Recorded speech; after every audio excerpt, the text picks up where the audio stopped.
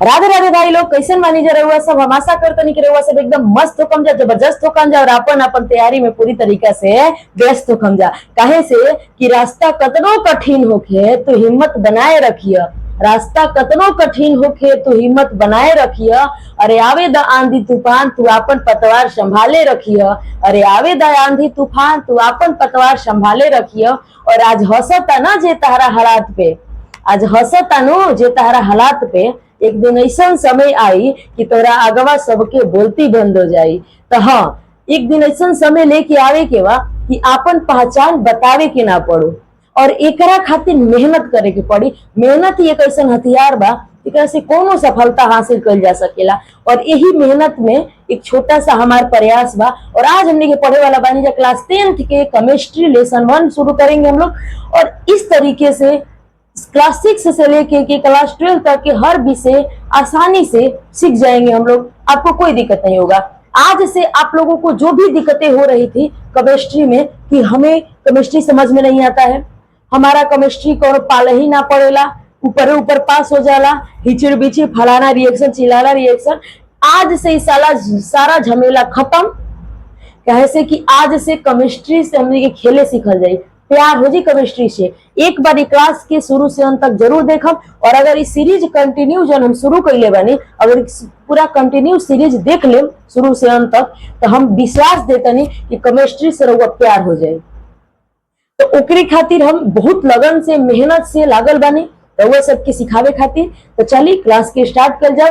और अगर क्लास अच्छा लगी तो रहुआ कमेंट बॉक्स में जरूर बताएं कि हमार मेहनत रहुआ सबके कैसा लागल है।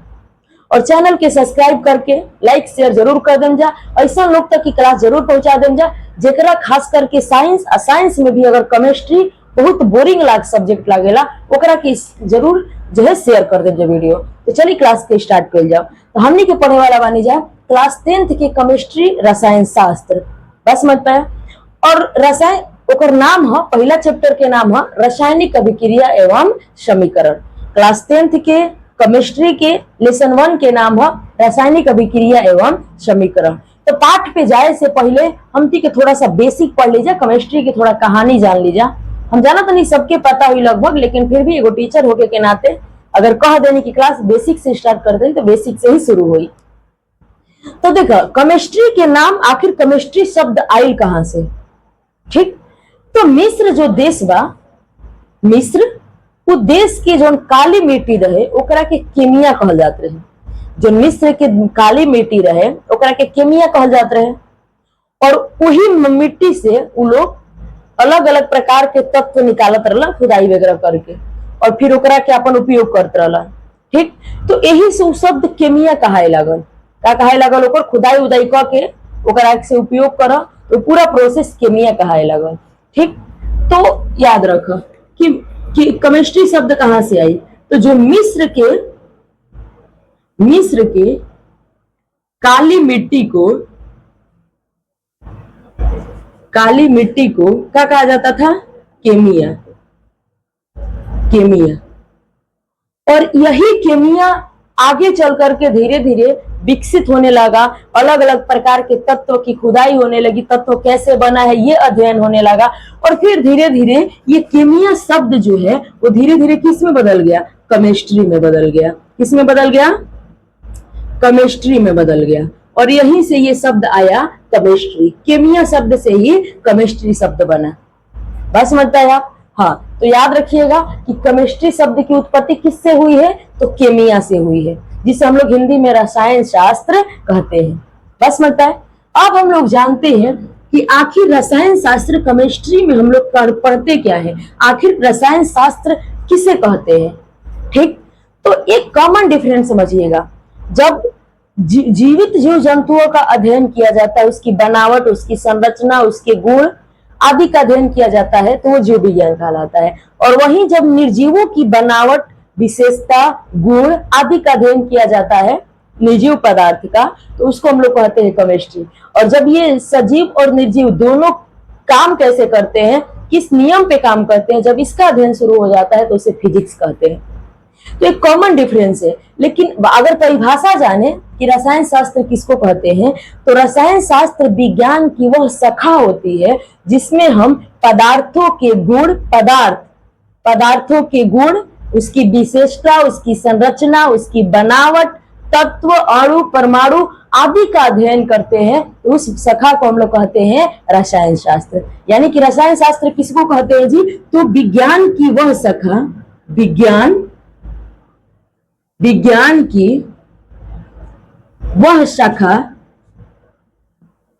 जिसमें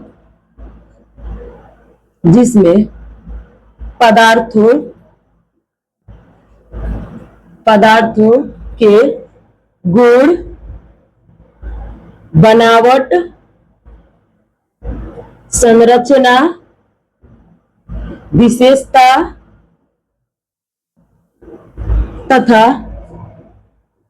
तत्व, परमाणु, अणु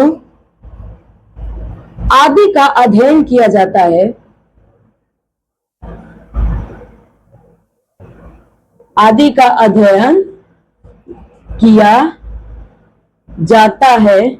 तो उसे रसायन शास्त्र कहा जाता है।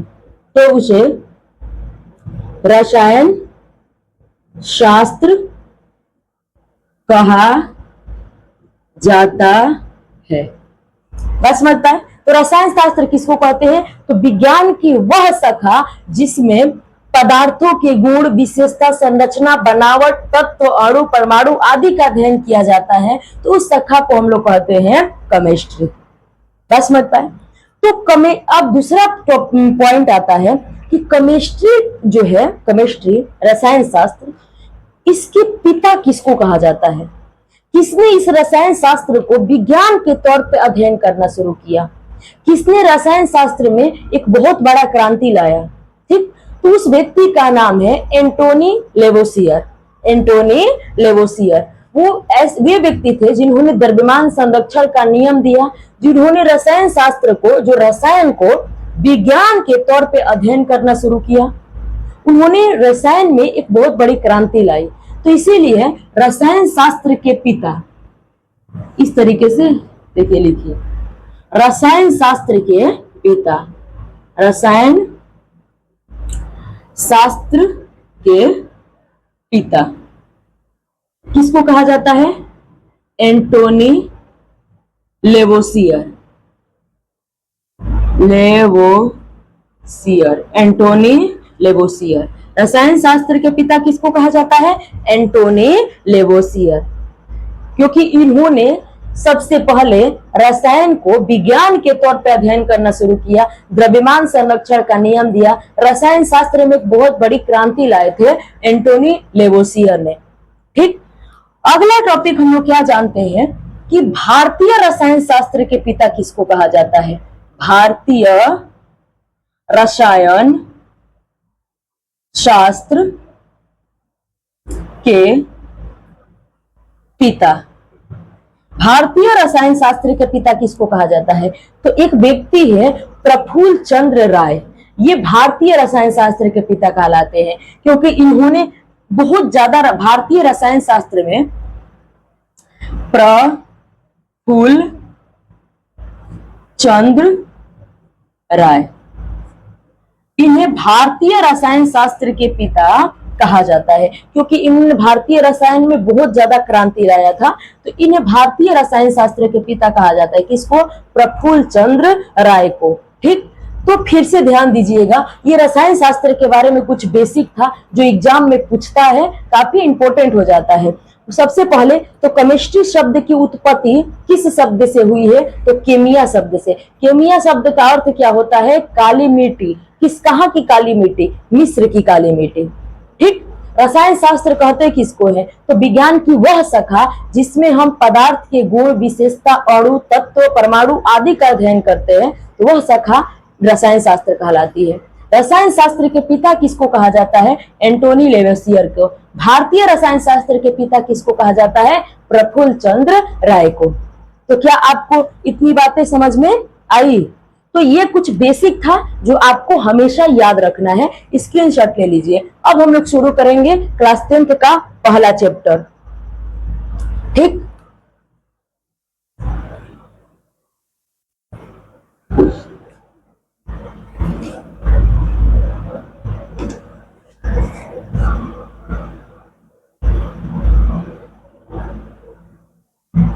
देखिए हम लोग का पढ़ाने का हमारा जो तरीका है थोड़ा सा ऐसे रहेगा कि हम हर क्लास के बाद, हर लेक्चर के बाद हम आपको एक होमवर्क देंगे। हम आज के क्लास में जितने भी चीजें पढ़े रहेंगे उसमें से एक आपको होमवर्क देंगे और आपको उस होमवर्क को कंप्लीट करना है। और कुछ ऐसे भी क्वेश्चन रहेंगे जिसका जवाब आप कमेंट बॉक्स में दीजिएगा, और एक क्वेश्चन ऐसा भी रहेगा जिसे आप लिखने की कोशिश करिएगा। इस तरीके से हम वो होमवर्क भी देते रहेंगे और बेहतर तरीके से तैयारी करते रहेंगे। बस समझ पाया? चलिए, तो अब हम लोग शुरू करने वाले हैं केमिस्ट्री का लेसन 1, जिसका नाम है रासायनिक अभिक्रिया एवं समीकरण। रासायनिक अभिक्रिया एवं समीकरण।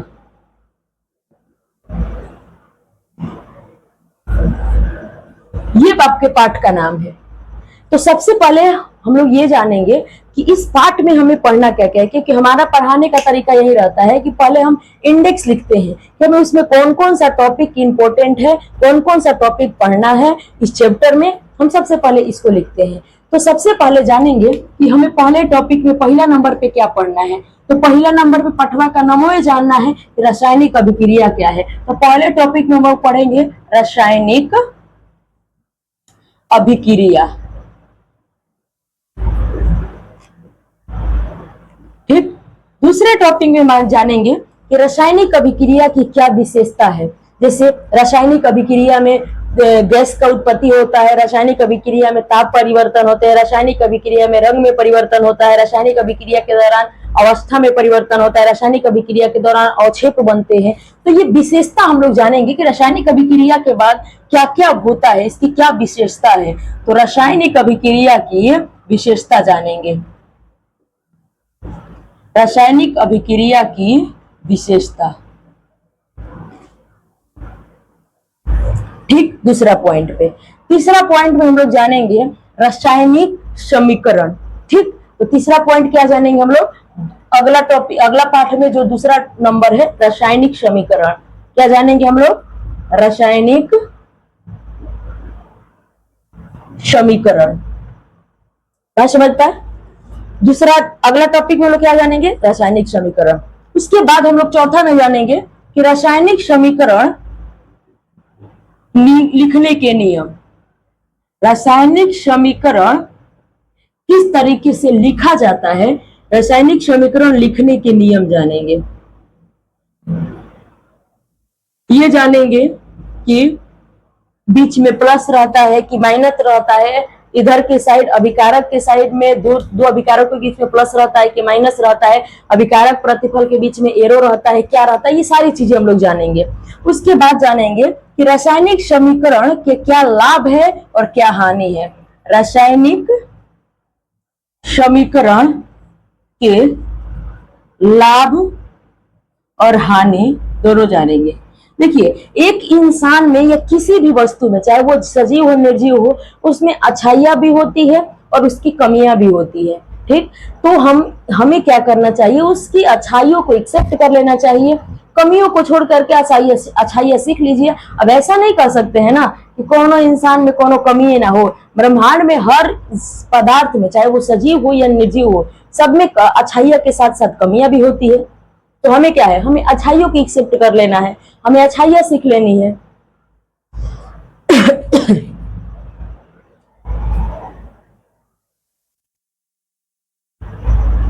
बात समझता है? चलिए, तो हम रसायन समीकरण की लाभ और हानि जानेंगे।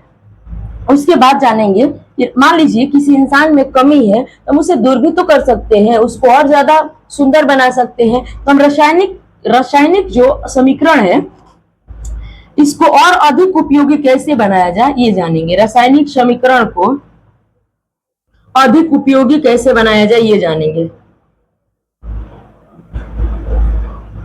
अधिक उपयोगी बनाना, ये बातें जानेंगे कि कैसे हम रासायनिक समीकरण को और अधिक उपयोगी बना सकते हैं। उसके बाद हम लोग जानेंगे सबसे इंपॉर्टेंट, और यहां से असली कहानी शुरू हो जाती है, और वो है विभिन्न प्रकार की रासायनिक अभिक्रिया। विभिन्न प्रकार के रासायनिक, विभिन्न प्रकार के रासायनिक अभिक्रिया।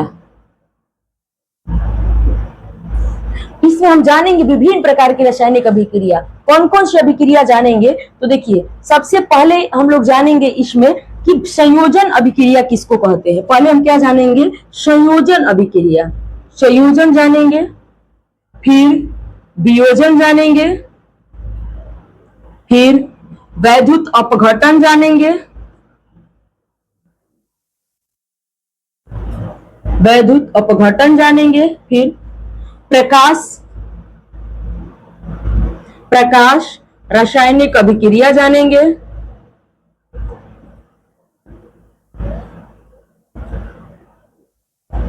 उसके बाद विस्थापन अभिक्रिया जानेंगे, उसके बाद द्विविस्थापन अभिक्रिया जानेंगे, उसके बाद अवक्षेपण अभिक्रिया जानेंगे,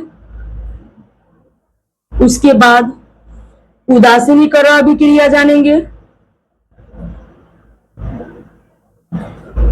उसके बाद ऑक्सीकरण जानेंगे, ऑक्सीकरण जानेंगे, कुछ 10 नंबर पे अवकरण जानेंगे। यानी कि इसमें कुल 10 प्रकार की रासायनिक अभिक्रिया जानेंगे, सीखेंगे, और उदाहरण के साथ बेहतर ढंग से एकदम सीखेंगे हम लोग इतनी सारी अभिक्रिया। उसके बाद अगले टॉपिक की हम लोग बात करें, अगले नंबर पे हमें कौन सा टॉपिक जानना है, 8 नंबर पे, तो अभी हम जानना है कि ऑक्सीकारक और अवकारक के बारे में जानेंगे। क्या जानेंगे, ऑक्सीकारक और अवकारक, और अवकारक वह समझ पाए। उसके बाद हम लोग जानेंगे कि ऑक्सीकरण और अवकरण का दैनिक जीवन में क्या उपयोग है। तो हम लोग जानेंगे ऑक्सीकरण और अवकरण का दैनिक जीवन में उपयोग।